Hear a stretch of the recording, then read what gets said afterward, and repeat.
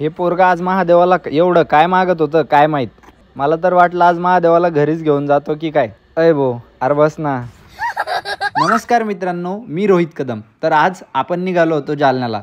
जालन्यातलं काम आवरल्यानंतर मी नारायणला फोन केला. तर हा हिरो आज कॉलेजला गेलेला होता. म्हटलं याला डायरेक्ट कॉलेजवरूनच पिकअप करावं. मग डॉक्टर साहेबासोबत चहा झाला. चहानंतर म्हटलं डॉक्टर साहेब आता आपल्याला कुठे जायचं. मग आमच्यात ठरलं की आपल्याला सोमठाण्याला जायचंय.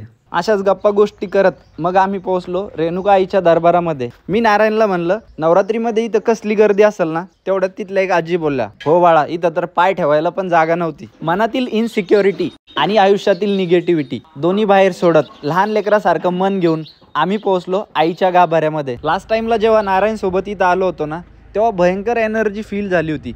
म्हणून म्हटलं ह्यावेळेस पण आपल्याला देवीच्याच दर्शनाला जायचं. नारायण भैयाचं मोटिवेशन घेऊन म्हटलं आपण पण महादेवाला थोडासा नमस्कार करावा, ज्याने आपलं पण कल्याण होईल. नमो पार्वते पते हर हर महादेव. तर मित्रांनो, तुम्ही जर का जालन्याच्या आसपासचे कुठलेही असाल तर एकदा नक्की या सोमठाण्याला. आईचं दर्शन झाल्यानंतर समृद्धी महामार्गाच्या शेजारी आम्ही थोडंसं व्हिडिओ शूट आणि फोटोशूट केल्यानंतर मी निघालो आपल्या घराच्या दिशेने. जर का तुम्हाला वाटत असेल हे मिनी व्लॉग्स मी कंटिन्यू करावा तर तुमचं मत कमेंटमध्ये नक्की कळवा आणि फॉलो नक्की करा.